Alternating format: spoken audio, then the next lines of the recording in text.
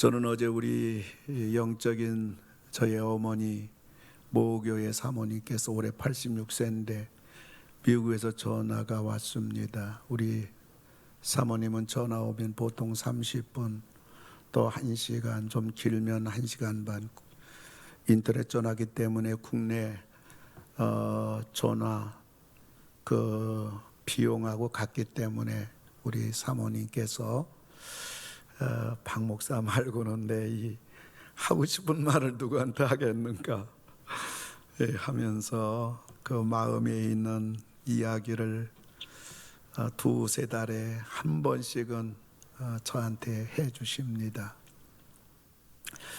어제는 특별히 한 교회에서 20년간 목회자 3호로서 겪어야 됐던 그러한 이야기를 저에게 장시간 들려주셨습니다. 3호로서 걸어가야 됐던 힘든 일, 즐거웠던 일, 보람된 일, 그리고 감사한 일, 고마운 분들, 그런 가운데 마음에 또 아픔을 줬던 또 여러분들, 실명은 거론하진 않았지만은 목사님이 워낙, 사모님이 워낙 글쓰기를 좋아하시는 분이라 그 모든 일들이 있을 때마다 날짜 쓰시고 내용을 다 쓰시고 또 그 분의 이름까지 다 기록해서 그 어마어마한 20년 지나온 삶을 코로나 바이러스 때문에 뉴욕에 사시는 분이라 밖은 못 나가시고 연도별로 다 쓰신 것을 보면서 빛바랜 지나간 이야기를 저에게 몇 가지 들려주셨습니다. 저는 그 이야기를 들으면서 두려운 마음이 들었어요.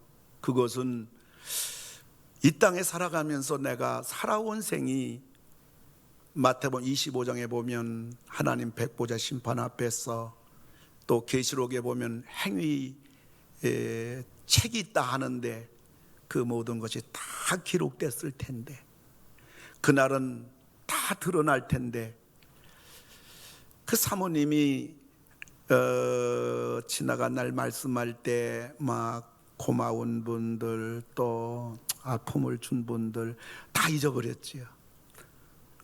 상대방은 다 잊어버렸지만은 그 사모님의 기록에는 다 있다는 얘기죠. 어쩌면 우리가 살아온 이 믿음의 길 주님을 위해 헌신하고 또 주님을 사랑했고 남 모르는 주님 앞에 우리의 정성을 다하며 또 이런 일 저런 일 수많은 삶들이 전부 다 주님 앞에 드러날 그날이 있는 거죠. 그날에 내가 주님 앞에 나도 모르는 지적을 받는다면 어떡할까? 물론 칭찬도 있지만은 칭찬이야 뭐 우리가 감사합니다지만은 지적이라는 것은 굉장히 주님 하나님 앞에서 두려운 이야기거든요. 물론 그것 때문에 주님이 심판하진 않지만은 다시 주님의 구속의 은혜에 더 감사하는 기회는 되겠지만 굉장히 두려운 순간의 마음이 들었던 겁니다. 저는 사무엘하를 계속 강의하면서 오늘은 19장을 강의하면서 오늘 19장에 나오는 네 사람이 나오는데 이 네 사람의 일대기가 다 기록이 돼요. 이것을 오늘 저는 네 종류의 신자들이다 이러한 제목을 가지고 여러분과 함께 주님이 주시는 교훈을 이 아침에 나누고자 하는 겁니다. 그 19장에 나오는 첫 번째 신자는 미지근한 신자들입니다. 이것이 오늘 이제 19장 8절부터 15절까지 그리고 오늘 권사님께서 읽으신 40절부터 43절까지 나오는 사람들, 바로 이스라엘 사람들의 이야기입니다. 이스라엘 사람들은 지금까지 압살롬을 추종하고 다윗을 죽이려고 하던 자들입니다. 근데 압살롬이 죽자 이들은 즉각 옷을 갈아입고 또 다윗을 지지하는 무리들로 바뀐 겁니다. 이들은 의냐 불의냐, 진리냐 비진리냐, 하나님이 기뻐하시냐 하나님이 기뻐하지 않느냐, 이런 거에 대해서는 관심이 없어요. 이들은 눈에 보이는 대로 움직이는 현실주의자들이었습니다. 미지근한 신자들의 특징입니다. 현실주의자들은 눈에 보이는 것이 전부예요. 앞을 볼 줄도 모르고, 그리고 미리 볼 줄도 모릅니다. 오늘에 살고 오늘에 죽는 무리들입니다. 또 미지근한 자들은 기회주의자들입니다. 사울왕의 통치하에 있다가 사울왕이 죽으니까 다윗에게로, 또 압살롬이 실권을 잡으니까 압살롬에게로, 또 압살롬이 죽으니까 이제 다윗에게로 줄을 선 겁니다. 자기들의 이해 타산 따라서 왔다 갔다 오락가락. 이들은 양심도, 이들은 상식도 없는 자들이에요. 오늘 본문에 나오는 이스라엘 사람들이 왜 이렇게 미지근한 신앙인들이 됐을까요? 세상적으로는 세상 욕심에 눈이 어둡기 때문입니다. 신앙적으로는 믿음이 없기 때문입니다. 그러다 보니 하나님에 대해서 관심이 없어요. 그리고 하나님 말씀에 대해서도 무관심합니다. 그리고 주의 일에 대해서도 이들은 상관이 없다고 생각하는 것입니다. 그러다 보니까 이들은 어떻게 살아야 될지, 어떻게 믿어야 될지를 몰라요. 그러다 보니까 자기 입맛 따라, 자기 생각 따라, 자기 환경 따라, 자기 기분 따라서 이리저리 왔다 갔다 하는 것입니다. 그런데 이런 미지근한 신앙인들이 다윗 때만 있었던 게 아니에요.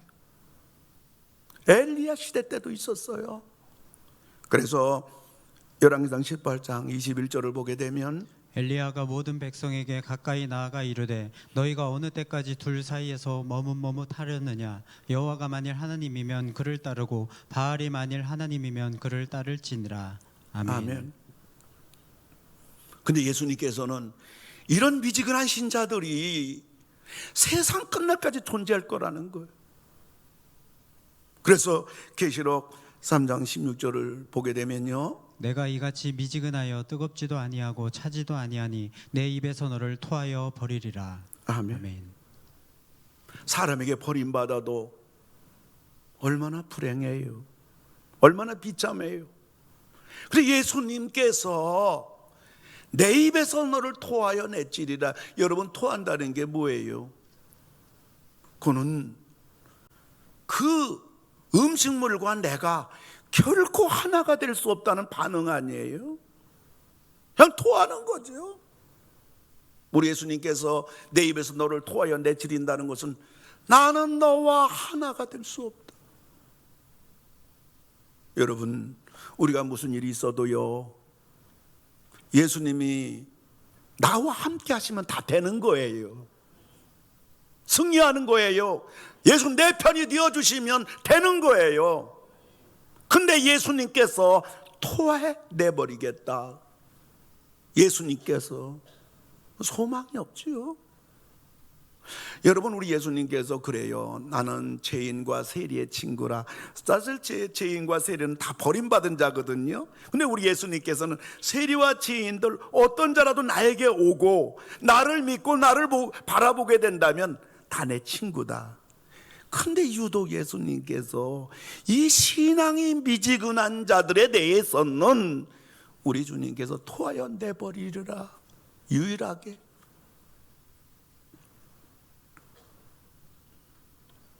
원하기는 우리가, 여러분 다 예수 믿잖아요. 우리 다 교회 나오잖아요. 뭐 우리 있으면 교회 떠날 수 없지요. 뭐 예수님 안 믿을 수 없지요.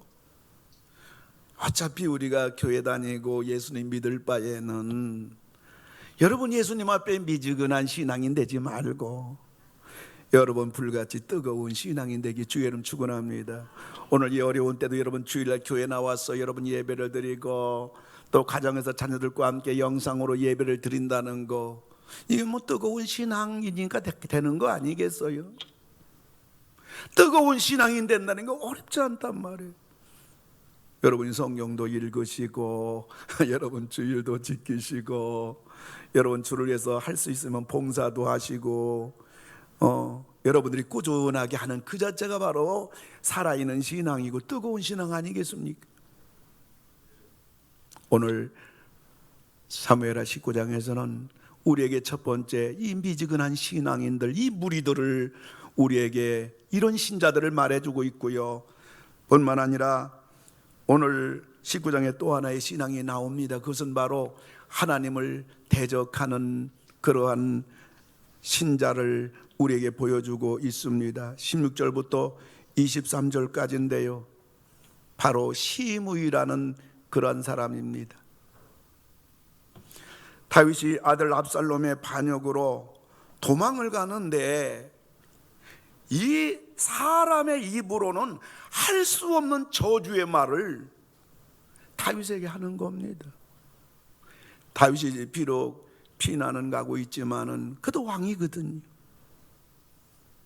사무엘하 16장 5절부터 8절까지 보게 되면요, 그가 계속하여 저주하고 또 다윗과 다윗 왕의 모든 신하들을 향하여 돌을 던지니 그때 시므이가 저주하는 가운데 이와 같이 말하니라. 피를 흘린 자여, 사악한 자여, 가거라 가거라. 사울의 족속의 모든 피를 여호와께서 내게로 돌리셨도다. 그를 이어서 내가 왕이 되었으나 여호와께서 나라를 내 아들 압살롬의 손에 넘기셨도다. 보라, 너는 피를 흘린 자이므로 화를 자초하였느니라 하는지라. 아멘. 아멘. 그런데 이 다윗이 이제 압살롬이 죽었잖아요. 상수리 나무에 걸려가지고 요압과 10명의 부하들에 의해서 너무너무 비참하게 압살롬이 죽고 이 다윗이 다시 이제 왕이 되고자 환궁합니다. 환궁하는데 제일 먼저 나와서 이 다윗 앞에 엎드려 절하며 다윗을 영접한 사람이 있어요. 그게 누구냐? 시므이입니다. 17절을 보면 베냐민 사람 1000명이 그와 함께하고 대단한 사람이에요. 다윗이 비난 갈 때 그렇게 저주했던 사람, 다윗이 황궁할 때 1000명을 거느리고 와서 다윗 앞에 엎드려 다윗을 최초로 영접한 사람, 그 사람은 시므이. 얼마나 무서운 사람입니까? 얼마나 임기응변의 사람입니까? 얼마나 약삭빠른 사람입니까? 이런 사람 만나면 망하지요. 특징은 하나님을 대적한다는 데 있어요.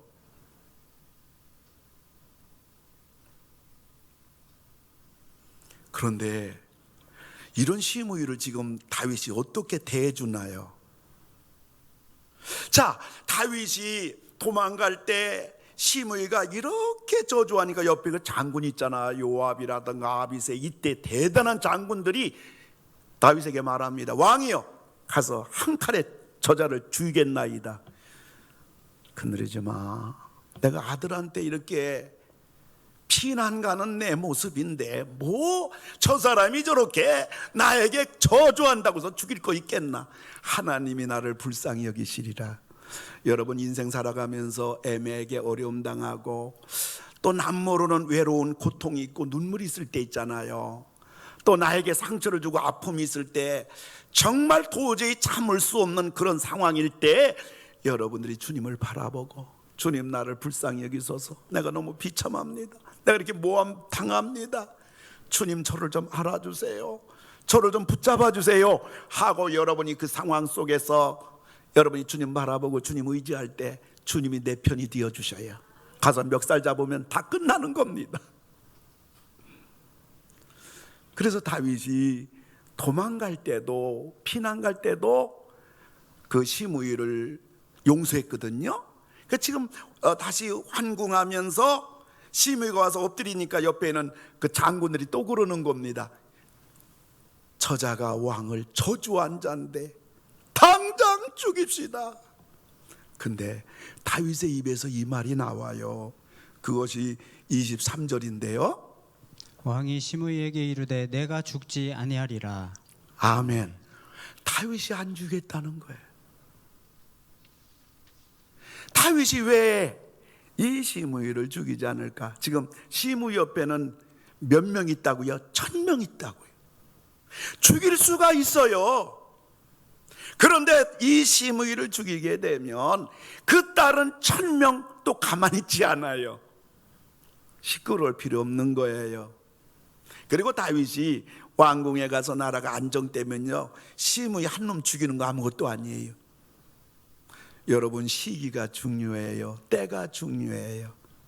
우리가 이 땅 살아가면서 하나님의 때, 가장 은혜로운 때, 하나님의 때, 기도 응답의 때, 하나님이 도와주는 때, 하나님이 기다리라고 할 때, 여러분 방망 뛰지 말고 기다리며 하나님 때를 여러분들이 기다릴 수 있는 여러분 되기를 주님의 이름으로 축원합니다. 네가 죽지 아니하리라. 이거는요, 다윗이 용서하는 게 아니에요. 심판을 보류하겠다는 거예요. 왜 그래요? 네가 나에게 저주했고 내 사적으로, 개인적으로, 감정적으로 난 용서할 수 없어. 그게 아니라고요. 다윗이 시므이를 용서할 수 없는 것은 시므이의 저주 속에는 하나님을 대적하는 거예요. 이것만은 용서할 수 없다는 거예요. 이건 하나님도 용서하지 않으신다는 얘기예요. 여러분, 사람이 보면은 제 실수 있잖아요. 하나님의 용서받을 수 있는 게 있고 용서받을 수 없는 게 있어요. 여러분, 우리가 이 땅 살아가면서 무엇보다도 하나님 앞에 음란죄를 범해서는 안 돼요. 성적인 죄를 범해서는 안 돼요. 불륜죄를 범해서는 안 돼요. 모든 죄는 몸 밖에 있지만은 음란죄는 네 몸 안에 있느니라 예수님 말씀하셨고요. 여러분, 다윗을 보세요. 다윗이 음란죄 한번 범함으로 그 집안이 쑥대밭이 됐다고요. 다윗 얘기라고요? 아니에요. 제 주변 얘기예요. 그리고 우리들 있잖아요, 교회를 어지럽히거나 교회를 분열시키거나 교회를 혼란케 할 때는 여러분 대체로 용서받지 못하더라고요. 그리고 주의 종이 복음을 위해, 교회를 위해, 성도를 위해 생명 걸고 주의 일을 하고 주의 사역 감당하는 종에게 아픔을 주고 상처를 주고 대적하는 사람 보니까 하나님의 용서가 보이지 않더라고요. 여러분들, 우리가 이 믿음의 길을 걸어가면서 아무쪼록 하나님 앞에 우리가 다른 건 몰라도 항상 하나님 앞에 이성적으로 성결하게 여러분들 반듯하게 가정을 지키며 성결하게 사실 뿐만 아니라 여러분 교회를 대적하는 자가 아니고 주의 종을 대적하는 자가 아니라, 그래서 우리들이 하나님의 은혜와 하나님의 사랑과 하나님의 축복을 받으시는 그러한 여러분 다 되기를 주님의 이름으로 축원을 드립니다. 내가 손해볼 죄는 죽어도 범해서는 안 돼요. 내가 망할 죄는 죽어도 범해서는 안 돼요. 얼마나 미련한 자입니까? 시므이가 어떻게 됐을까요? 시므이가 열왕기상 2장 46절인데요 여호야다의 아들 브니야가 명령하매 그가 나가서 시므이를 치니 그가 죽은지라. 아멘. 비참하게 죽임당했어. 하나님을 대적하는 자. 이 한 마을에 그 존 부스라는 그런 청년이 있었는데 이게 행복인지 불행인지 그 형이 대단해요. 공부도 잘하고 모범생이고, 그래서 부모님이라든가 많은 사람의 그러한 사랑과 또 다른 사람의 선망의 대상인데요, 나중에 이 사람이 유명한 정치인이 형이 됩니다. 근데 이 부스란 청년은 어려서부터 그런 형이 못마땅한 거예요. 저 형 때문에 내가 모든 사랑을 다 빼앗겼다는 그러한 피해의식이 그를 늘 지배하고 있는 겁니다. 그러면서 이 존 부스는 어떻게 하면 형처럼 많은 사람들의 이목을 집중시키는 사람이 될 수 있을까 고민하는 중에 이런 생각이 든 거예요. 내가 아주 유명한 사람을 죽이면 나도 유명해지겠지. 그래서 이 사람이 총을 쏴서 죽인 사람이 있어요. 그 사람이 바로 누구냐? 아브라함 링컨이에요.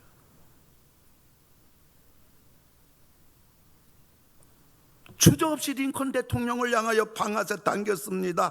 한 시대가 낳은 위대한 위인을 죽인 그 청년은 어려서부터 항상 부정적이고 피해의식적이고 패배적이고, 그로 인해서 그의 마음은 어려서부터 분노와 갈등과 미움으로 가득 찬 그 존 부스는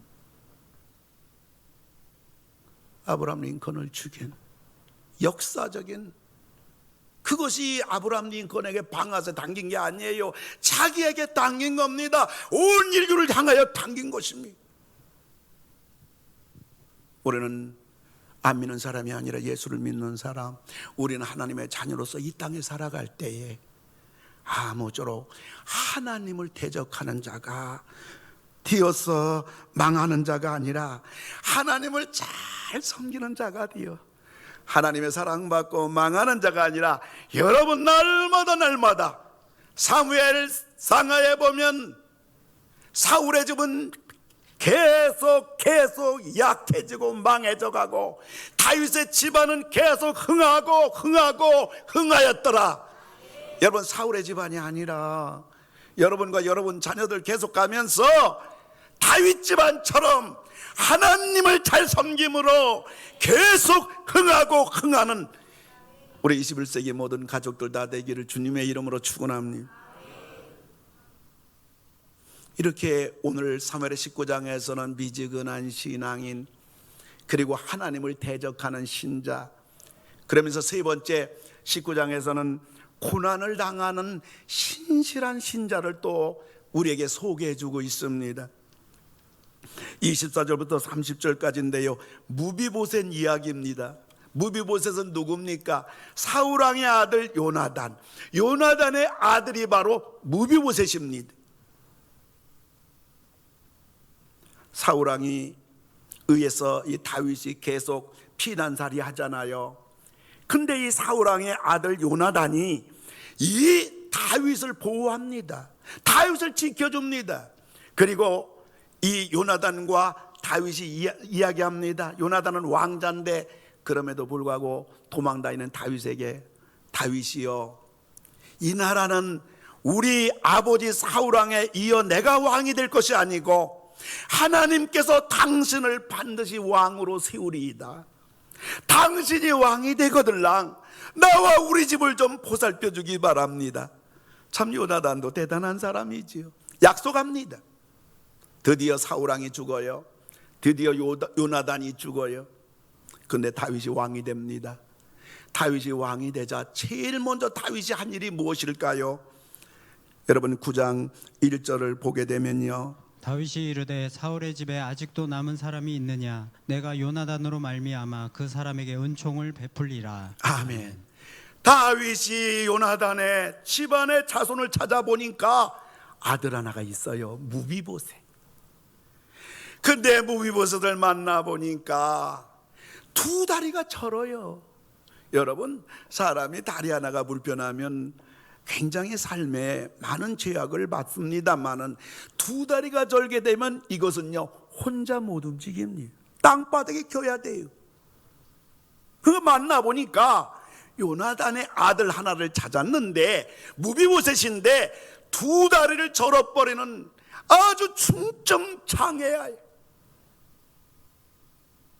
근데 무비보셋은 그 육체로 보면 소망이 없지만 아버지 요나단을 닮아서인지 얼마나 신앙이 신실하고 아름다운지, 오늘 19장에서는 이 무비보셋의 아름다움이 많이 나옵니다. 무엇보다 무비보셋은 은혜를 아는 사람이에요.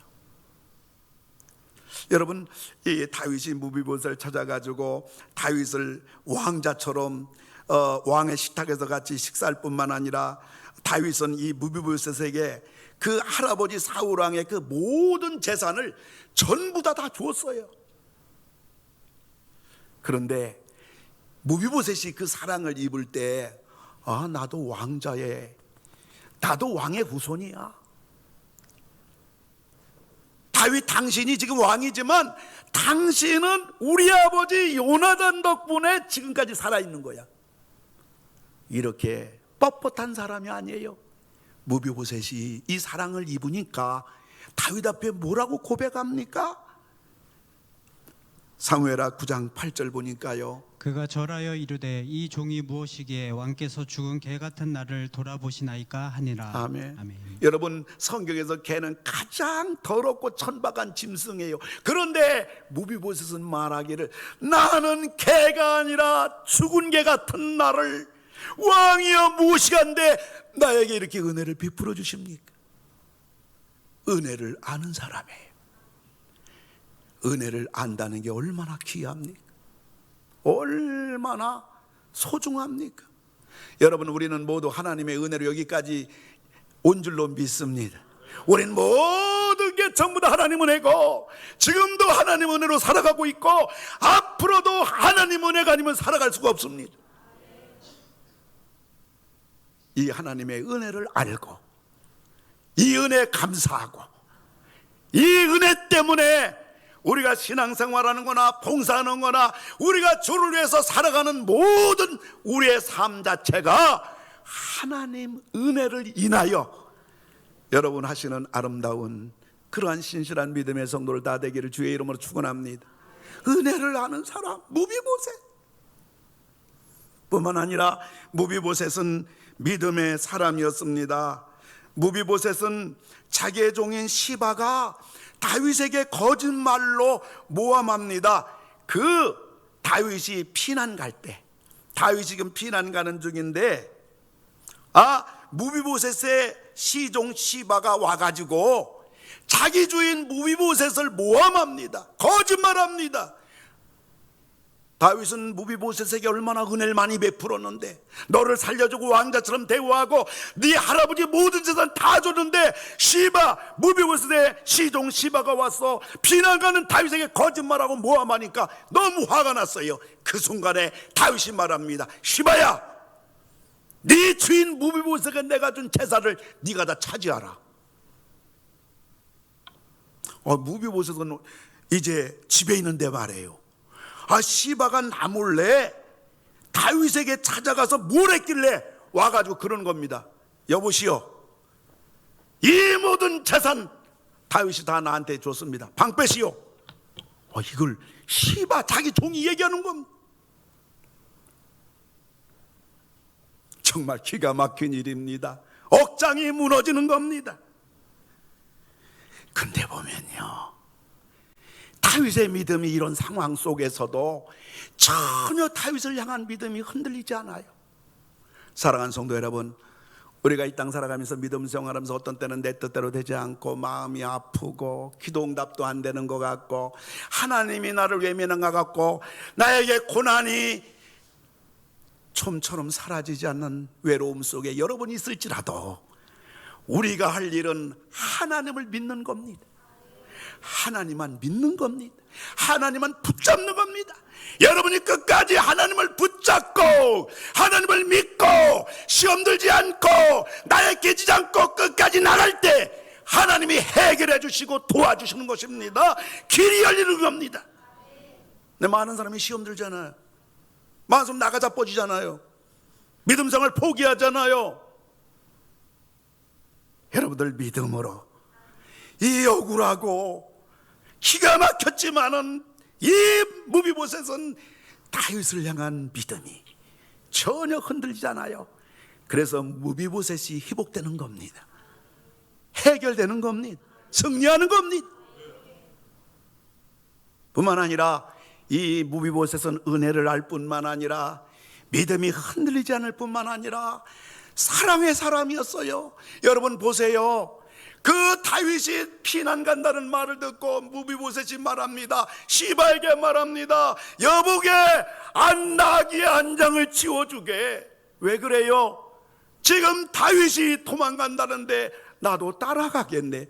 여러분, 집안에서 혼자 거동하기도 어려운 사람이 지금 다윗이 청처 없이 피난 가는데 어딜 가냐고요? 자기를 태산하지 않는 거예요. 자기를 보지 않는 거예요. 이게 사랑의 힘입니다. 진실로 하나님 사랑한 사람은요, 말이 필요 없어요. 행동으로 나올 뿐입니다. 순종으로 나올 뿐입니다.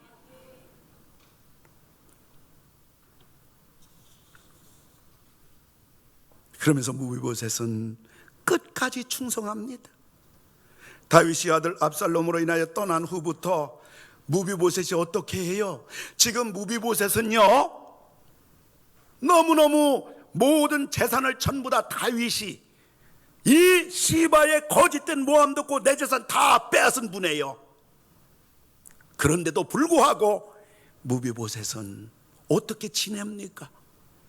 24절 보니까요, 사울의 손자 무비보셋이 내려와 왕을 맞으니 그는 왕이 떠난 날부터 평안히 돌아오는 날까지 그의 발을 맵시내지 아니하며 그의 수염을 깎지 아니하며 옷을 빨지 아니하였더라. 아멘. 아멘. 여러분, 이것은요, 부모가 상을 당할 때 이스라엘 사람이 하는 겁니다.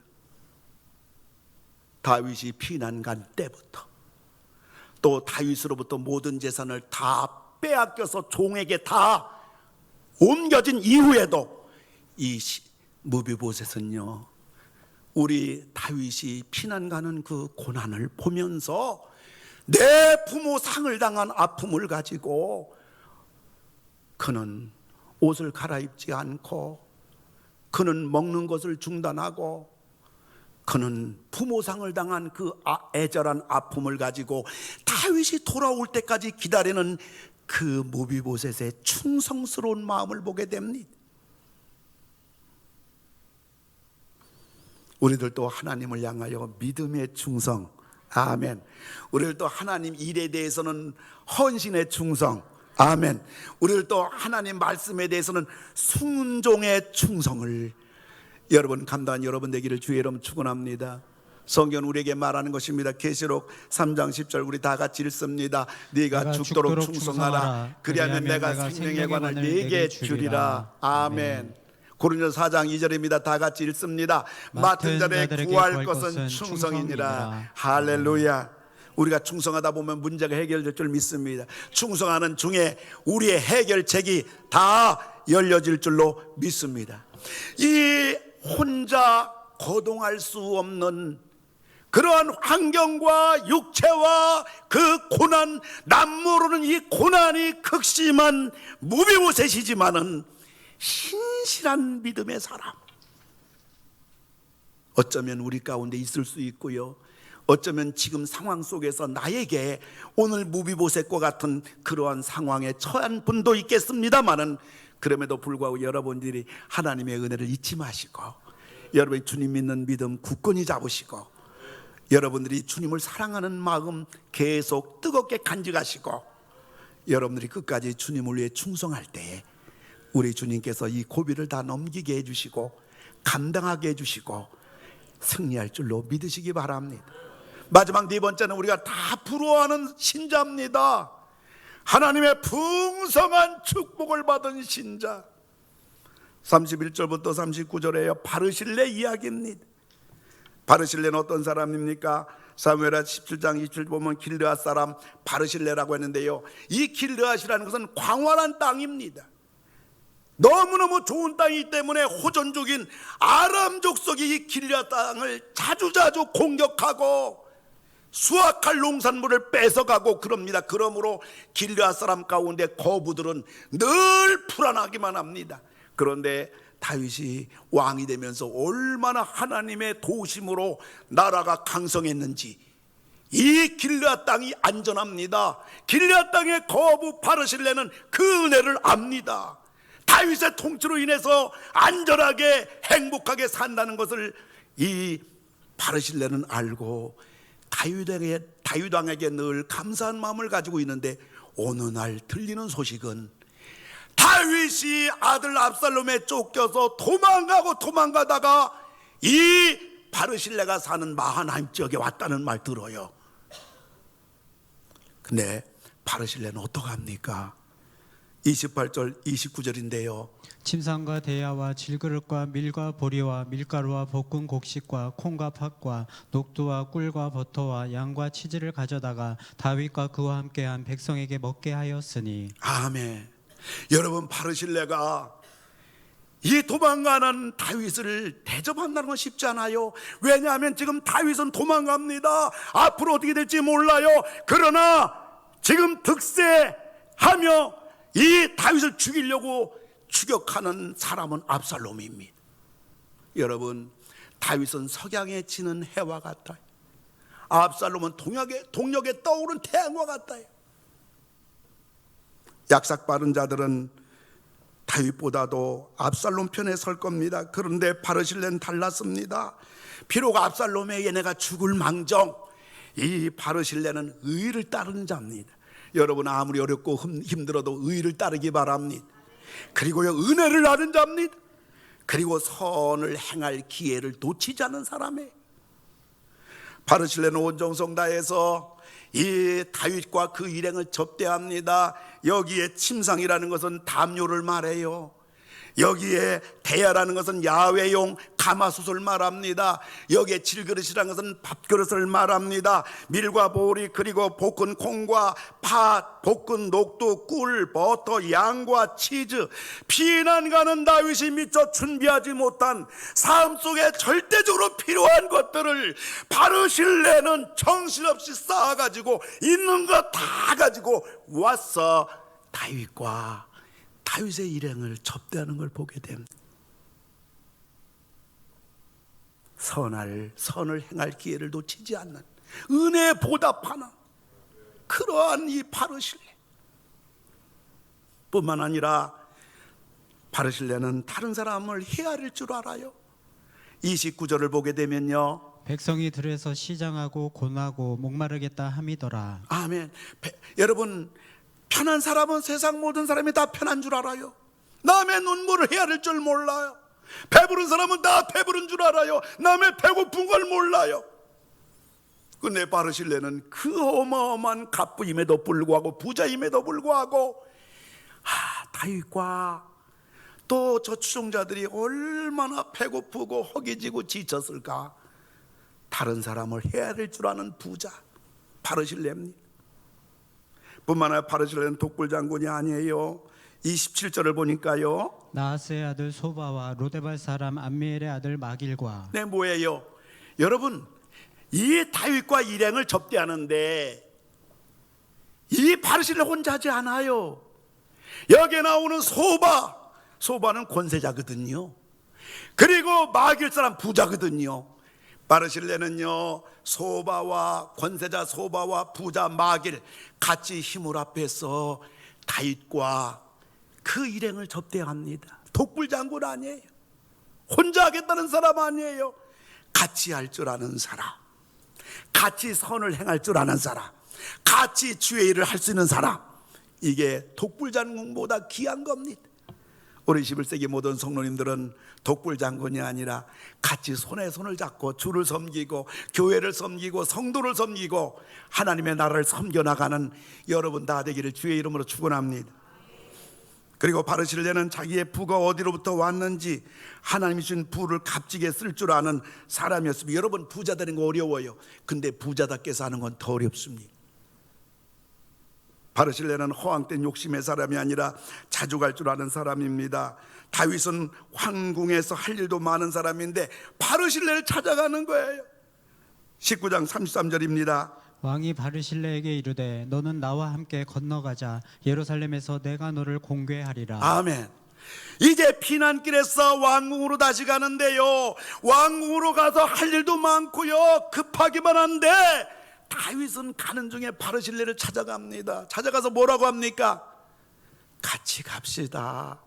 예루살렘에 같이 갑시다. 왕궁에 같이 갑시다. 가서 대접하겠습니다. 바르실레도 큰 사람이고 다윗도 큰 사람이에요. 우리 다 같이 큰 사람 되기 바랍니다. 소인배가 아니라 여러분, 마음도 대인이고 믿음도 대인이고 생각도 대인이고 생각도 폭넓게 하고, 할렐루야. 사도 바울이 말한 대로 너희 마음을 넓히라. 우리 마음을 넓혀 주시옵소서. 넓은 마음이 되게 해 주시옵소서. 독불장군 되지 않게 해 주시옵소서. 그리고 왕이 왕궁으로 같이 갑시다. 내가 대접하겠습니다. 이거 기가 솔깃한 거 아니에요? 근데 바르실레는 뭐라고 대답합니까? 35절 36절인데요. 내 나이가 이제 80세라 어떻게 좋고 흉한 것을 분간할 수 있겠으며 음식의 맛을 알 수 있사오리이까. 이 종이 어떻게 다시 노래하는 남자나 여인의 소리를 알아들을 수 있사오리이까. 어찌하여 종이 내 주 왕께 아직도 누를 끼치리이까. 아멘. 정중히 거절합니다. 바르실레는요, 자기를 볼 줄 알아요. 자기를 관리할 줄 알아요. 자기의 분소와 자기의 현주소를 파악할 줄 아는 멋진 노인입니다. 거기에다가 멋진 부자입니다. 존경스러운 어른입니다. 존경스러운 부자입니다. 부러우시면 아멘 합시다. 기도 제목이면 아멘 합시다. 여러분, 교회 안에 이러한 어르신, 그죠? 교회 안에 이런 사람 한 명만 있어도 그 교회가 얼마나 따뜻할까요? 얼마나 든든할까요? 제가 얼마 전에 우리 교단에 아주 멋진 부자 장로님을 이렇게 소개를 받은 적이 있습니다. 이 교회는 교인이 많지 않아요. 한 170명 조금 이렇게 장년들이죠. 청년들과 같이 200명이 여간 안 되는데 그게 장로님 이야기입니다. 이 장로님 소개를 받았는데 그 장로님이 이 교회를 건축했어요. 건축했는데 건축하다 보면 빚이 있잖아요. 근데 이 장로님이 그거 빚 두면 안 된다고 해서 이 장로님이 그 빚을 다 갚았어요. 그리고 이제 교회는 1년에 예산 세우면 이제 연말 되면 뭐 남는 교회도 있지만은 또 재정이 늘 부족하잖아요. 그러면 이 장로님이 연말에 재정 부족한 거 내가 다 정리할게요. 그리고 이제 이 교회도 이제 교단에서 이름 있는 교회 중에 하나예요. 그 교회에 이렇게 세우신 분이 우리 교단의 아주 큰 어른입니다. 하다 보니까 그 교회에서 교단에 큰 행사를 하다 보면 제가 직접 들은 얘기는 한 3천만 원 이상 드는 행사가 있었는데 교회에서는 큰일 났어요. 재정이 없는데. 근데 이 장로님이 교회 재정도 넉넉하지 않은데 그 행사 내가 다 비용 부담하겠노라고. 그래서 이 장로님으로 말미암아 행사를 하는데 이 장로님이 절대로 티를 안 내는 거예요. 뭐 알면 알지만은 그냥 그리고 티도 안 내고 생색도 안 하시고 또 그런 장로님이에요. 근데 이 교회도 크지 않은데 어느 날 이 목사님이 에쿠스를 끌고 온 거야.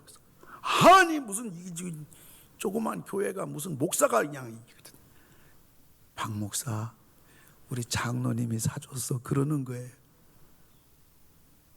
근데 또 이것은 뭐 그렇다 치더라도 연말이 되면 이 장로님은 손자 손녀들까지 전부 동원해 가지고 선물을 다 준비하게 해서 연말 되면 성탄절 되게 되면 1년에 한 번씩 고아원이나 정신지체화 시설에 가서 그 준비한 선물을 다 나눠주고 위로하는 일을 매년 온 자손들과 더불어서 그것을 이분이 하는 거예요. 제 동기 목사님이 섬기는 교회 장로님 이야기니까 뭐 틀린 말은 아니리라 생각이 됩니다. 우리는 이 장로님이 부자라는 것이 부러운 것이 아니라 자신의 그 부를 하나님을 위해서 하나님의 교회를 위해서 더군다나 더 감동되는 것은 불우한 곳을 위해서 그리고 본인만 하는 것이 아니라 모든 손자 손녀까지 전부 다 이 귀한 일을 한나는 데 있어서 더 마음속에 이 장로님이 귀하게만 여겨져요. 여러분 돈이 없으면 어떠합니까? 돈이 없다 할지라도 우리는 얼마든지 멋진 장로, 멋진 권사, 멋진 집사, 멋진 성도들이 얼마든지 될 수가 있어요. 우리가 있으면 있는 대로, 없으면 없는 대로. 할렐루야. 하나님 백성으로서 하나님 교회 일원으로서 내가 할 수 있는 일을 하면 되는 것이고 내가 서야 될 자리 서면 되는 것이고 내가 감당할 수 있는 거 성실하게 감당만 할 수 있다면 우리는 하나님이 보실 때 그 이상 그 이하도 하나님은 요구하지 않아요. 멋진 성도예요. 멋진 종이에요. 할 수 있는 걸 하는 자체가 멋진 부자예요. 우리 21세기 성도 여러분, 항상 부정적이고 나는 못돼, 나는 없어, 이러한 마음도 가난뱅이, 신앙도 가난뱅이, 말도 가난뱅이 노래, 이런 우리들이 아니라 우리 삶 속에 주님이 주신 것을 감사하면서 내가 할 수 있는 일을 성실하게 하고 내가 감당할 수 있는 일을 최선을 다해서 감당하면 그 자체가 오늘 바르실레처럼 하나님의 풍성한 축복을 받은 제2의 바르실레, 제3의 바르실레가 될 줄로 믿습니다. 오늘 사무엘하 19장은 네 종류의 신자를 말해주고 있습니다. 미지근한 신자, 있으나 마나한 신자. 좀 말이 불쾌하지만은 성경에 있는 그대로 말하면 있으나 마나예요. 하나님을 대적하는 신자, 있어서는 안 될 신자예요. 그러나 고난 중에서라도 신실하게 하나님을 믿은 무비보셋 같은 신자, 하늘의 영광의 주인공이 될 줄 믿습니다. 우리 다 기도 제목이고 부러워하는 바르실레와 같이 하나님의 풍성한 축복을 받은 신자, 이 신자는 사실은 사명의 신자예요. 하나님이 준 것을 통해서 하나님을 위해서 선한 일에 사용하도록 부름받은 사명의 신자입니다. 원하기는 오늘 우리들은 바르실레처럼 고난 중에도 어려움 중에도 하나님을 잘 믿을 뿐만 아니라 바르실레처럼 하나님이 주신 것을 감사하면서 또 하나님께 드릴 수 있는, 선한데 선용할 수 있는 여러분들 다 되기를 주님의 이름으로 축원을 드립니다. 우리 같이 하나님 앞에 기도합시다. 하나님 앞에 주신 말씀 생각하면서 한번 우리 자신을 뒤돌아보면서 나는 어떤 신자인가? 혹시 나는 미지근한 신자인가? 아니면 나는 불평하고 원망하고 걸핏하면 대적하고 그러한 시무와 같은 그러한 신자는 아닌가? 어떤 면에서 나는 너무나 고난 속에 있어요. 육체 어려움 속에 있어요. 자녀로 인해서, 환경으로 인해서 나는 많은 고난 가운데 있지만은 고난 중에도 주님만을 붙잡고 신실하게 믿음 생활하는 무비보셋 같은 신자가 우리 성도들 가운데 또한 여러분이 계신 걸 저는 압니다. 뿐만 아니라 우리들은 바르실레처럼 하나님의 풍성한 복을 꼭 물질만이 아니라 부부가 다 믿음 생활하고 자녀들도 다 믿음 생활하고 가정이 무탈하고 하나님 앞에 늘 감사하는 바르실레 같은 성도들도 우리에게 부지기수입니다. 오늘 다시 한번 이 말씀 앞에서 나는 어떤 종이고 어떤 신자고 또 이 신자로서 나는 어떻게 이 믿음의 길을 걸어갈 것인가 뒤돌아보며 우리 한 3분 정도 다 같이 통성으로 기도합니다. 할렐루야. 고마우신 아버지 서로 소망 가운데 서로 사랑하는 나는 아버지 하나님의 하나님 나는 비록 고난 가운데 있지만 그럼에도 불구하고 신실하게 무비보셋처럼 이 믿음의 길을 걸어가고 있는가 되돌아보옵나이다. 오 놀라우신 아버지 하나님, 긍휼과 자비를 베풀어 주시기를 바라고 하나옵나이다. 아버지 하나님이여 바르실레처럼 되기를 원합니다. 하나님의 풍성한 축복을 받기 원합니다. 그러나 아버지 하나님이여 하나님의 복내와 부유함을 아버지 하나님 나라 위하여 하나님의 교회 위하여 어려움당하고 고난당하는 이웃들을 위하여 소용할 줄 아는 아버지 바르실레와 같은 아버지 하나님 우리들이 되어질 수 있도록 아버지 하나님 은혜 주시기를 간절히 빌고 원합니다. 부정적이고 파괴적이고 나는 못한다고 늘 하나님 아버지 앞에 부끄러운 인색한 자가 아니라 좀 더 믿음으로 좀 더 하나님을 의지하고 하나님을 사랑하기에 아버지 하나님이여 우리들이 무비보셋처럼 내가 왕을 따르리이다 자기를 계산하지 않는 열정 있게 하여 주시고 아버지 하나님 앞에 말이 하나님 사랑하는 것을 보여줄 수 있는 우리 모두가 될 수 있도록 도와주시옵소서. 사랑을 실천하며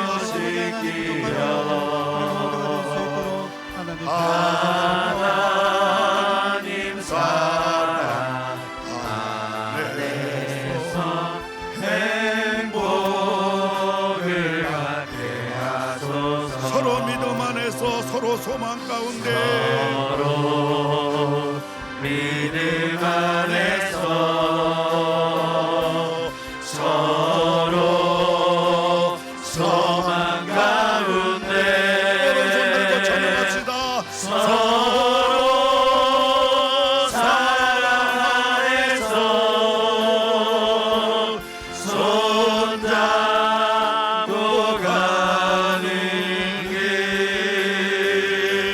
모두 사랑의 종소리가 사랑의 종소리가 이 시간 우리 모두를 감싸게 하여 서로 참아주면서 서로 감싸주면서 서로 참아주면서 서로 감싸주면서 서로 사랑하면서 서로 사랑하면서 주께로 가는 길 주께로 가는 길 모두 사랑의 종소리가 사랑의 종소리가 이 시간 우리 모두 감사하게 하여 주소서. 하나님 아버지, 이 땅 살아가면서 미지근한 신자가 되어서 자기 중심적인 그러한 신앙의 길을 가지 않게 하시고 하나님을 대적하는 어리석은 자가 되지 않게 하시고 고난 중에서도 어려움 중에서도 환경이 열악한 가운데서도 외롭지만 눈물을 흘리지만은 그 가운데서도 하나님을 사랑하고 하나님을 믿고 하나님께 신실한 무비보셋과 같은 신앙인들이 되게 하여 주소서. 뿐만 아니라 남달리 바르실레처럼 하나님의 부유하심과 하나님의 풍성하심과 하나님의 다복한 가정이 되어 우리 주님 앞에 이것을 소모하는 우리 인생이 아니라 사명자로 주님을 위하여, 주님의 교회에 위하여 어려움 당하는 이웃들을 위해서 선을 행할 기회를 놓치지 않는 바르실레와 같은 축복의 주인공들이 모두 되게 하여 주시옵소서. 아픈의 손은 졌나이다. 주님께서 이 시간에 어떤 병이랄지라도 친히 손대 주셔서 병마가 이 시간 깨끗하게 치유되는 하나님 기적이 일어납니다. 기적이 일어날 줄 믿습니다. 주님 기적이 일어날 때까지 우리는 기도합니다. 가정 문제로 오른손 가슴에 올려 싸우니 내 힘으로 안 되고 능으로 되지 않는 거지만은 성령으로 이 일이 가능하게 싸우니 이 짐을 해결해 주시고 주님이 가정에 홍해가 갈라지고 여리고성이 무너지는 역사가 일어나게 하여 주시옵소서. 예배당문 나섭니다. 이 한 주간도 주님이 지켜주시고 함께 하시고 괴로나 즐거우나 주님 따라가며 교회 섬기며 하나님 예배하며 승리하며 하나님 살게 하여 주시옵소서. 영상으로 예배를 드리는 모든 성도들 위에도 하나님의 풍성한 은혜가 넘치게 하여 주시옵소서. 예수님의 이름으로 기도합니다. 아멘. 이젠 우리 영원하신 왕이신 그리고 우리가 영원토록 섬겨할 만왕의 왕 되시는 우리 주 예수 그리스도의 은혜와 하나님의 그 풍성하신 사랑하심과 성령님 우리와 영원토록 함께 하심이 신실한 믿음의 백성들로 바르실레처럼 풍성한 축복의 백성들로 그리고 무비보셋처럼 어떤 어려움 중에도 믿음의 끈을 놓지 않는 신실한 믿음의 선배들이 걸어간 길을 걸어가는 머리 숙인 우리 모든 성도님들 위해, 가정 위해, 하는 일들 위해, 우리 교회와 한국교회, 더 나아가 이 나라 이민족 위해 이제로부터 영원토록 함께 하실지어다. 아멘.